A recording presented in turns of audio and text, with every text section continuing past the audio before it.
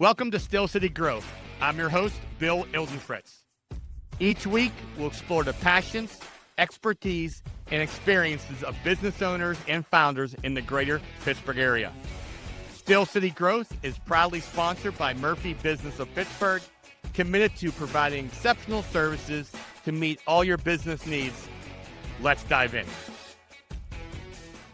I'm very excited to talk to my next guest today. He's an industry-leading expert who revolutionized SBA lending with the creation of advanced valuation software. He's a featured speaker at major business broker conferences nationwide, including the International Business Brokering Association, Texas Association of Business, and the Business Brokers of Florida. He's a visionary entrepreneur redefining the future of business brokerage with the development of a cutting-edge CRM for M&A advisors. He's also the founder of Tupelo. George Wellmer, welcome to the show. Thanks, Bill. Appreciate it. Excited to be here. It's quite the introduction. I feel very special. Yeah, you are. Well, you are special. That's for sure. So, George, we start this first question always. You ready for this first question? Let's rock and roll.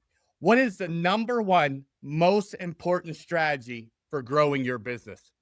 I think if you want to know what's the best way to grow your business, first you have to understand what your business is worth right now. What are your numbers? How much revenue you're doing? What are your margins?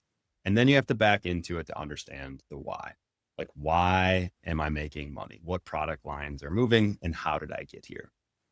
Once you have that as an understanding, then I think you can go forward and build upon how do I grow my business and how do I build a better business? Now, if you're going to grow your business, there's really 5 different avenues that you can grow your business in. 1, you can sell more of your existing product line. You can increase prices. You can sell new product lines. If you want to grow your business in other ways other than top line, you can decrease your expenses to improve your margins. And then lastly is you can acquire growth by buying another business. Now, the easiest thing to do as a business owner to grow your business is to increase your prices and then decrease expenses. So if I was trying to grow my business and grow my business quickly, those are the first 2 areas that I'd look into to grow my business. Now, you as a business broker, Bill, probably know this stuff better than anyone else out there. It's probably applicable to nearly every business that you've sold or have interacted with. Yeah, definitely. I agree with you.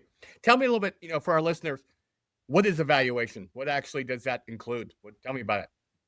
Yeah. So a valuation is looking at historical financial statements and then projecting them forward of how the business will do. So you're applying a price to the business. This can be a fair market price or fair market value price, things like that. You're really trying to understand what a would-be buyer, what an independent buyer would pay for that business.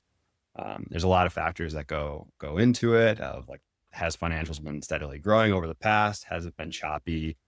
What industry you're in and what type of revenue. This is a really big one that buyers are looking at now, meaning is it reoccurring revenue, reoccurring revenue, subscription-based, things like that. Are you doing service work, new construction? What a buyer is looking for is how certain am I that when I look at this business's financial statements, when I take control of that business, I'll be able to keep it at least flatline, but hopefully grow it. And I know you worked a little bit with the banks. How do the banks look at it? They look at it the same or they look at it differently? What do the banks look at evaluation?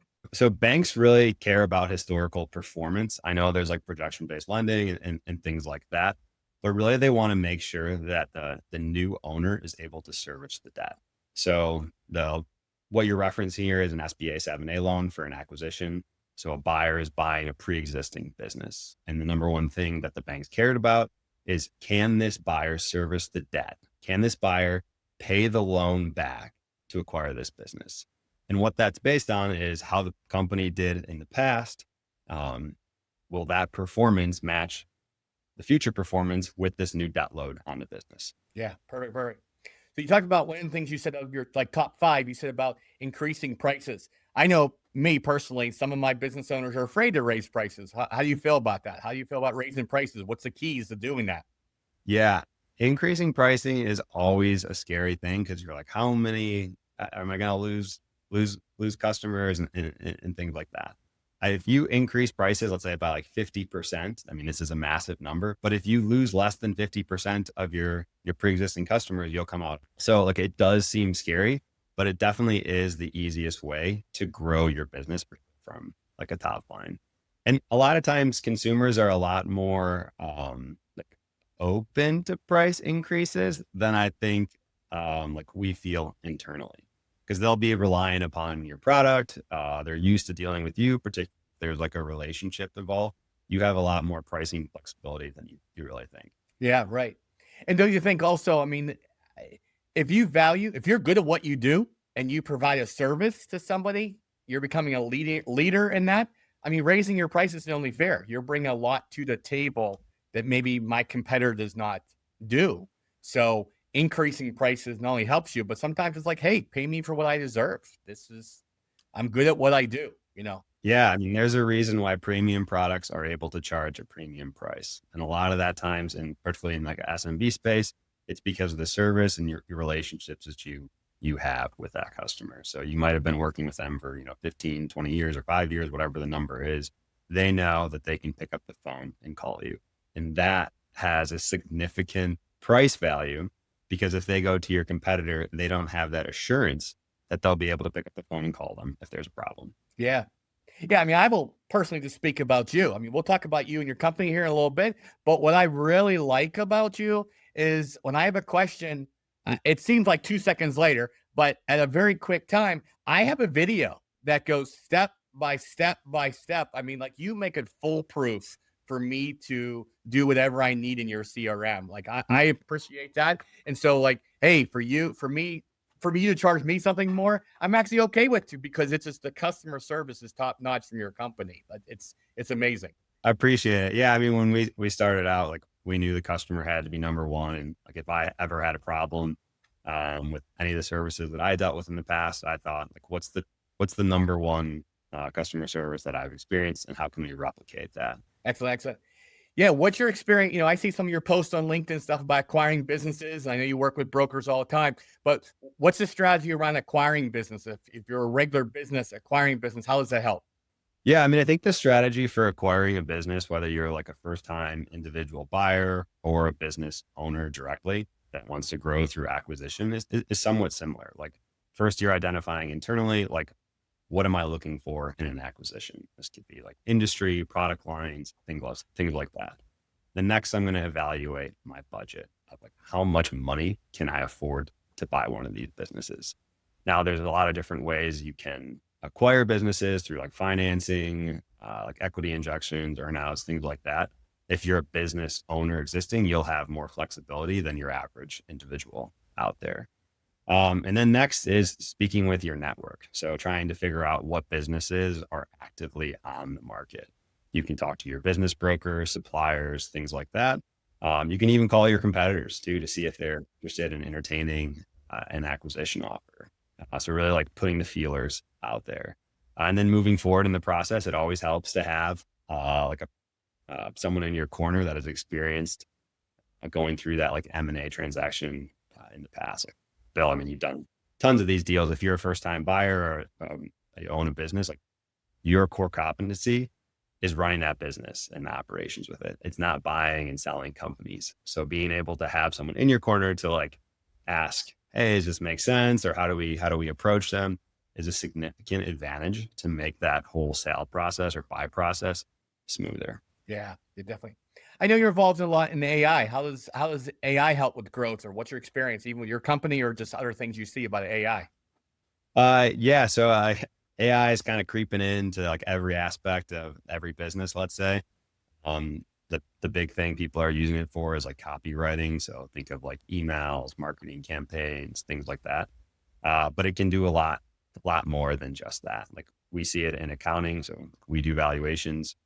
We use AI to forecast the financial statements to go forward. We use AI to spread the financial statements. So like, businesses will give us their tax returns. We use AI to spread those financial statements, put them into an Excel sheet to wrap up the valuation. Then we use AI to build like marketing material, things like deal teasers and so forth.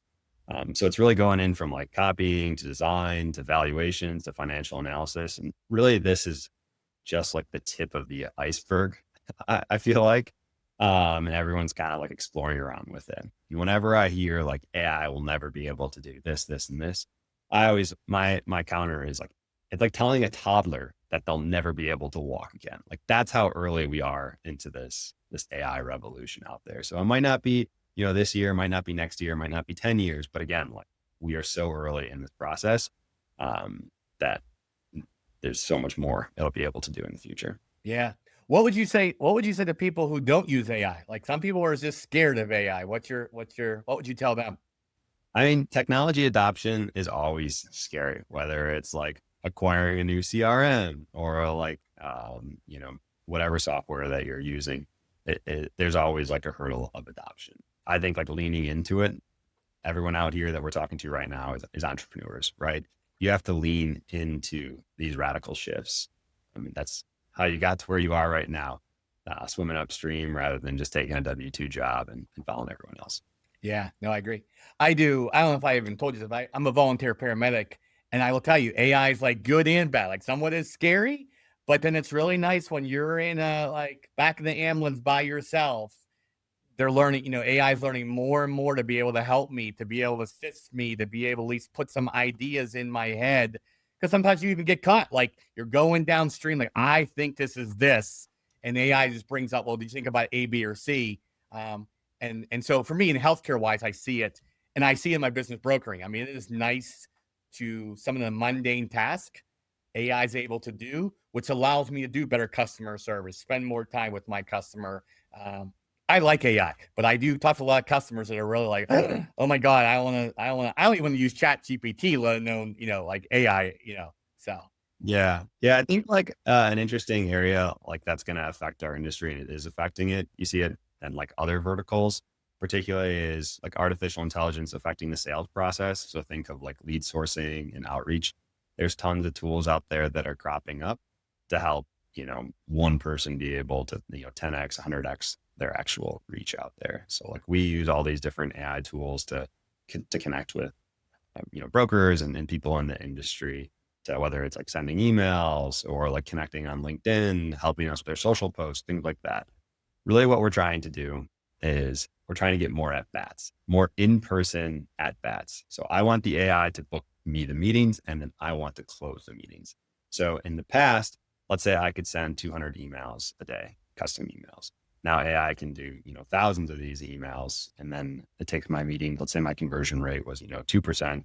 If I have 1,000 more emails that are going out, I'll be able to get more at bats to try to convert those. So, and then in addition, like it's helping me find the contact information for, our targets. So finding contact information, reaching out, and then booking me more meetings. Yeah, excellent. That's it.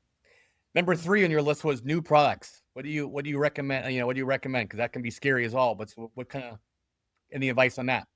Yeah. So whenever you decide to expand your product offerings to new products, you can really either go like, I want to sell a lower dollar value ticket, and then I'm going to go for a volume play here, or I'm going to sell a higher dollar value ticket that has higher margins.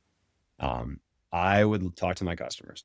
I would talk to my customers to see what do we not have and where are you going to fill that void. And then you can follow that same process to see like, what are they charging? What are they doing? And can I replicate that work? So talk to your customers. Yeah, no, that's excellent. Especially the customer part. It seems to me you go back to your customer a lot. It seems like that's a key to you. Customer service, customers seems to be a lot of what drives you in your decisions. I mean, who's going to pay me for this product? And I got to make sure that I'm giving them the service or the product that they want to buy. Like I can talk internally about, building all the greatest things in the world and using AI more in our product. But at the end of the day, if we build it and then we go to market with it and our users aren't paying for it, then that's a fail. So you have to always talk to the people that are going to be paying for your product, whether it's your current product or the products you want to expand it to make sure that your hypothesis is, marketable. Yeah, no, definitely. Very good. All great things. Let's switch to a little different topic. Is there any challenge, is there one challenge our listener community could help you solve? Is there something you're looking maybe that when other people hear it, they can maybe reach out to you and solve a problem for you? Yeah. So one thing that we do pretty frequently is we publish industry reports on our websites. And we're always looking for business owners to contribute their insights into those industry reports. So like we see a lot of businesses, ton of businesses. We also see like a lot of M&A transactions. So we publish multiples in specific industries. And then we do like what factors into creating a higher valuation, what factors into a lower valuation, what's happening in the industry. And you're always looking for business owners that to come in to contribute to it. And we can give them like backlinks to their website so they can repost these articles. So it's really just contributing to our industry reports would be super helpful for us. Yeah, knowledge is the key for sure. And it's good to have that because I know it's interesting. I deal with business owners like you every day and people have different opinions about everything, their valuation, everything. So the more knowledge we get, you and I get, we're able to help our customers in the future for sure. Yeah. So like what's interesting out there is in the market, there's so much data on public companies and like what's happening with like Coca-Cola and things like that. There's so many resources that are focused on that.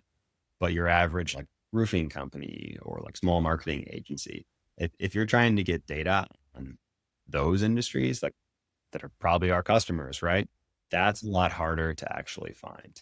And that's what we're trying to change with a lot of these industry reports and valuations that we're doing. Yeah, that's perfect. I totally agree. Totally agree.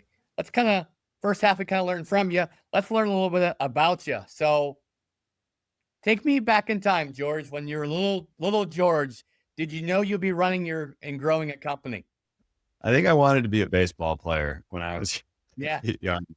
So I grew up in Michigan. And I was a big fan of the Tigers, watching Miguel Cabrera come up. That was always super fun going to the games with my dad. Always wanted to be a baseball player. But over time, like didn't make it to the majors, which was totally fun.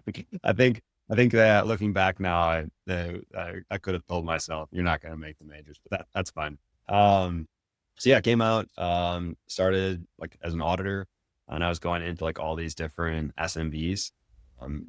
So I was like visiting these different shops. I was living in Texas at the time. And I got to see like firsthand like what an owner is going through in an audit, what's going on with their inventory, what's their inventory turn, what are problems they're having, what do their financials look like.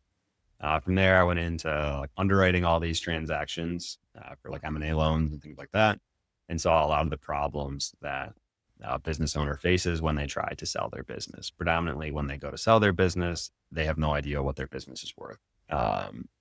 But like I said, the first thing, if you want to try to grow your business, when I got on this podcast, is where are we at now? How did we get here and why? I think every business owner should be doing this at least on an annual basis. And we're seeing smart business owners do this more and more frequently. There's so many free valuation tools out there, brokers and Tupelo that can do this stuff. It's readily available. Like take advantage of this stuff. So from underwriting all these transactions, went off to actually Spain to get my for grad school. So I lived in Spain for 2 years, came back, and then my brother and I started Tupelo. And we originally started off automating valuations for SBA 7A lenders, banks, and then business owners directly. But brokers and the M&A advisor community kept reaching out to us saying, we don't have software. And that pushed us into building software for brokers. So we still have all of our own like valuation technology, still doing valuations, more for business owners and banks now. And then selling software to brokers is our bread and butter right now. Yeah. I didn't even know that part about the valuation part versus the brokers kind of talking to you. So that's actually interesting. Question for you. And why do you think business owners don't get a valuation? Because I agree, there's all kind of tools out there and I'm amazed they're calling me right when they want to sell their business versus 3, 5, 10 years out. Why do you think business owners don't get these valuations done? Yeah. I mean, if I put myself, like I'm a business owner, too, right? Like our operations get in the way of strategic planning. Yeah. Got to carve time out on an annual, quarterly, or biannually basis to figure out strategically where I'm at and where I'm going. But I think like operations really kind of takes over and like things are pressing for them. The other thing is like a lot of business owners think if I can grow revenue, then I'll increase my valuation. So like how many KPIs, how many key performance indicators do I need to focus on? Should I focus on revenue or should I focus on valuation? And then really the answer is you got to focus on all of them, Right. which is not ideal. Yeah. Cause that's the one thing I get. Oh, my valuation came back at, 500,000. I want to retire at 1 million. So that means I got to go grow revenue, right, Bill? I'm like, yes, but there are other things that go into this valuation that you can manage. Can you name a couple of those? Because I know between the bank and your experience, what are a couple other ways they can grow their value without just increasing revenue? Yeah, so I think it depends on like where revenue is coming from. Is there customer concentration, and like do you have like two customers that make up 90% of your revenue? That affects the valuation. What type of revenue is it? Is it reoccurring revenue? Like your margins, like how much money are you taking home? A lot of times with these small and medium-sized businesses, totally fine, but they're expensing a significant amount of personal items through the business to reduce their taxable income. You have to be able to prove that those are personal expenses, not business expenses. So yeah, like understanding your revenue makeup, if there's revenue concentration, do you have like key logo customers? Like those affect the valuation as well. And then your expenses, analyzing all that. Yeah. How about like a strong number two or supervisor underneath you? What's your thoughts on that? Yeah. So, I mean, every business buyer out there wants like a great general manager out there, like processes in place and things like that. I think that is key for building a transferable business, which affects the valuation. Um, that stuff really is like the more qualitative analysis that goes into that painting of the story of the quantitative valuation. Yeah. So not going to undermine that at all. Yeah. If you have like a good general manager in place, that carries a significant value. But if I'm just like looking at, the financial metrics, if you have like subscription revenue and like a big, Fortune 500 customer that's been your business, one of your, customers for, 10 years, like that stuff carries a lot of weight. Yeah. Right. Yeah. And tell me, because you obviously have an interesting experience of doing valuations, but also working for the bank. Customers obviously are trying to decrease their taxes, but running too much through their business personal is also a very bad thing down the road. What's your thoughts on that? I mean, I get it. Like the way that the tax game has been set up is you need to reduce your income so you pay less taxes or no taxes. Now, there's a difference here between like putting all of your personal credit card expenses and food expenses on the business versus expensing, I don't know, buying a new forklift or things like that. I would encourage owners to, if they are trying to reduce their taxable income, try to spend money like through the business on business expenses that I think fixed assets that can be heavily depreciated for the year rather than just jacking up my personal expenses through the business. Which I hate to say, but that goes back to why we should get a valuation, because you can start learning some of those things and stuff like that. So yeah. So tell me a little bit about. Well, first I'm just intrigued because you went to Spain. Tell me about Spain. How'd you like that, and why did you pick Spain? Yeah, I lived in Spain for two-ish years. I picked it because I wanted to improve my Spanish. In Barcelona is like I lived in Barcelona for 2 years. It's like a great, amazing city. I also had like good access to the outdoors, like along the coast. I'm a big nature man, I guess. Love hiking and camping, being on the water, things like that. So yeah, I was in Spain for a little bit of time. And I see you got an MBA there, correct? Yep. Yeah. Oh, that's excellent. Excellent. So tell me a little bit about Tupelo. Tell me a little bit about your brother, and tell me a little about you. Tupelo. Tell me about some things about Tupelo. We're the number one CRM for business brokers out there. We have thousands of listings that we're actively helping brokers try to find buyers for. We're processing close to 10,000 inquiries from buyers on a weekly basis. We are the de facto best CRM for business brokers out there. My brother and I built it. His PhD research was in like artificial intelligence and computer science. And then we have, so he's our like head engineer. And then we actually were able to bring on another one of our buddies who I went to high school with as another engineer too, after he sold his company to Spotify. Nice. Very nice. Very nice. Tell me about, I know you're going to be speaking soon. Tell me about some of your speeches coming up at some of these conferences. Yeah, last year I spoke, I think, at like 9 different conferences for business brokers. This year, I have 2 on the books right now, and it's all about AI and lead sourcing for brokers. So as our company evolves, we keep adding more and more features into it and leveraging technology for brokers and M&A advisors to find new listings is something that we're very passionate about because there's not really any tools out there that's helping brokers and M&A advisors find small and medium-sized businesses out there. I'm sure there's like a Zoom Info out there that focuses on, contact information for large tech companies and things like that, but nothing for small and medium-sized businesses. So I'm talking at the IBBA, International Business Broker Association, CAB, California Business Brokers Association as well, about how do you use AI? How do you use technology to find your next listing? How do you use technology to find contact information of the business owner up the street?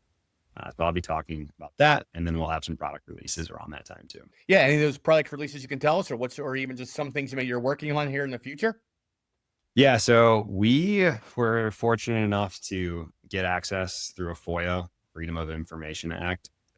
Every company that got like an SBA 7A loan or a PPP loan, which is about 32 million from different businesses out there. And we're working on making that searchable for our customers so they can see like every HVAC business in Pittsburgh or, every candy store in Pittsburgh. And then they can create their own outreach campaigns inside of Tupelo to reach out to those business owners.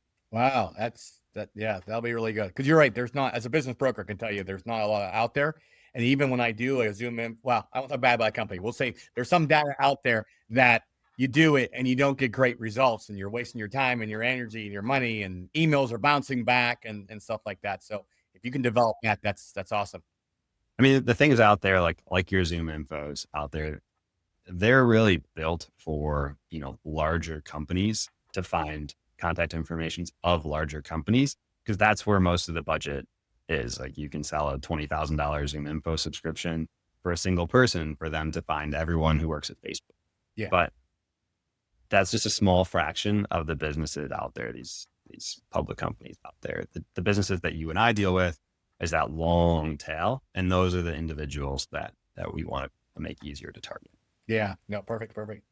Yeah, so I actually see you are definitely outdoor enthusiast, skier, runner, but what I'm very intrigued about, I see you completed a marathon in the Arctic Circle. Is that true?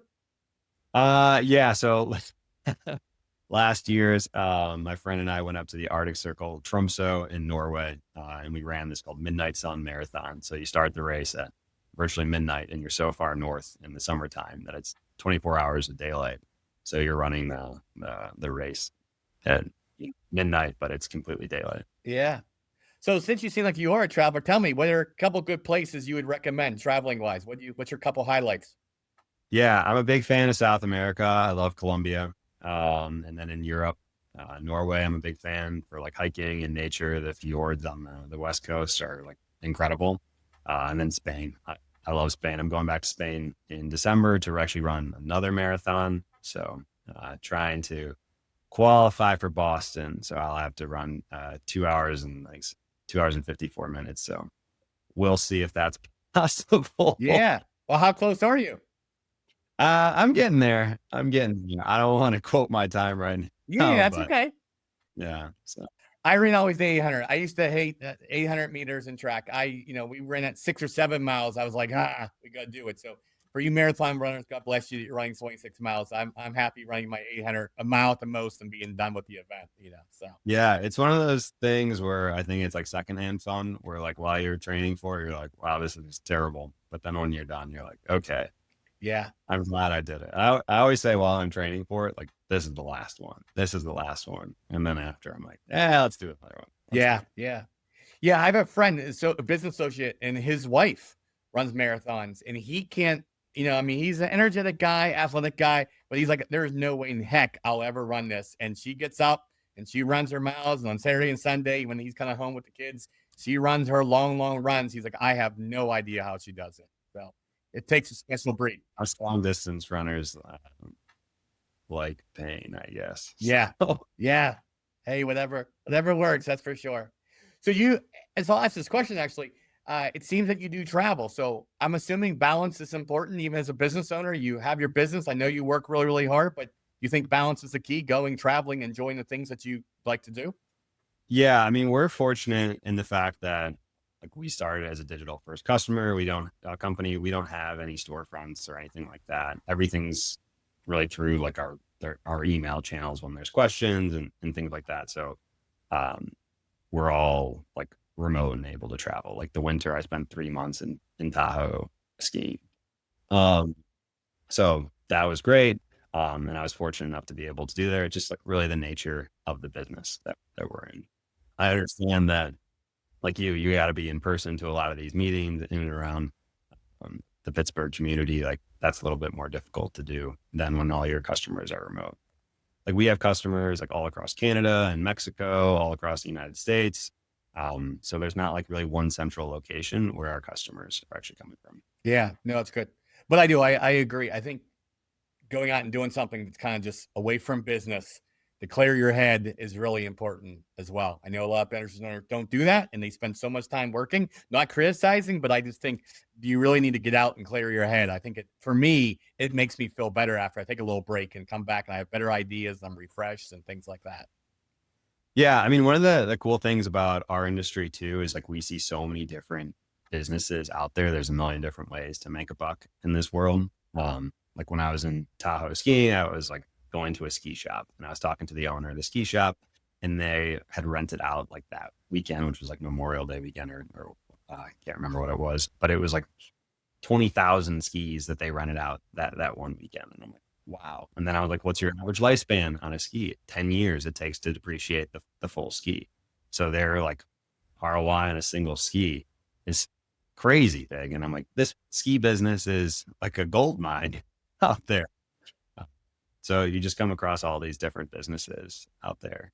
Yeah, I'm fascinated. And I'm fascinated because I do talk to these business owners and there are all business owners were different, and some like to keep it small and kind of just pay their bills and take care of college and all those things. They have a great life, but some of these people are really, really really, really smart. They have some really, really, really amazing ideas. It blows my mind sometimes. Like that's one of my favorite parts of my job, just listening, kind of like you said, talking to a business owner and just hearing their story and hearing what they did. Sometimes it's really fascinating, for sure. Yeah. How'd you get here? Like Yeah. on this like remote part, and like you have a unique job. Like, how did you get into this? Maybe it's a family business. Maybe they were like an employee and then they were able to acquire the business through a seller note, things like that. I mean, like hearing these stories from these business owners is one of the best parts of our jobs. Yeah. Yeah. I have a listing and the buyer is asking today. I'll be honest, I never even asked her how she started her business. She's been like a business for 10, 15 years. And it's like education. She helps with special need kids and stuff.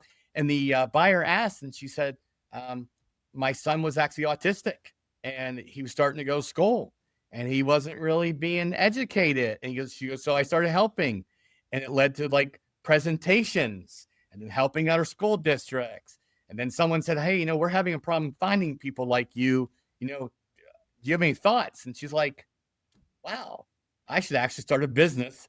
I know what it needs. I know how to educate. Let me start a business. And here she is, 15 years later, looking to sell. Is ready to retire.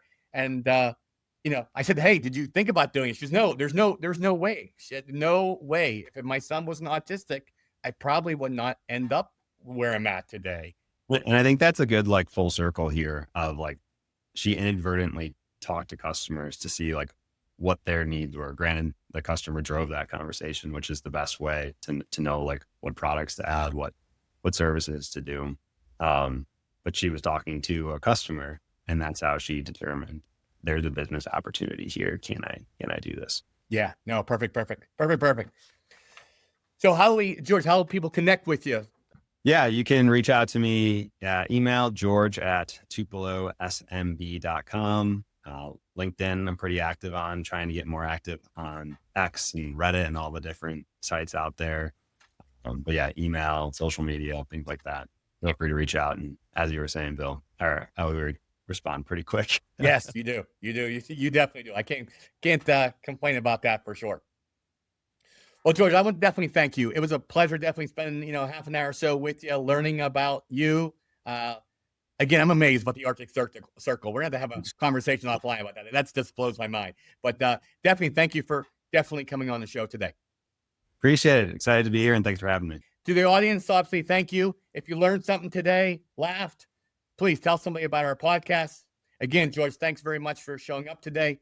And this has been another episode of Steel City Growth. Till next time. See ya. That's a wrap on another episode of Steel City Growth. Thanks for joining us. For show notes and more, visit steelcitygrowth.live. Steel City Growth is proudly sponsored by Murphy Business of Pittsburgh, offering expert guidance in buying, selling, and valuing businesses to help you achieve your goals. Until next time.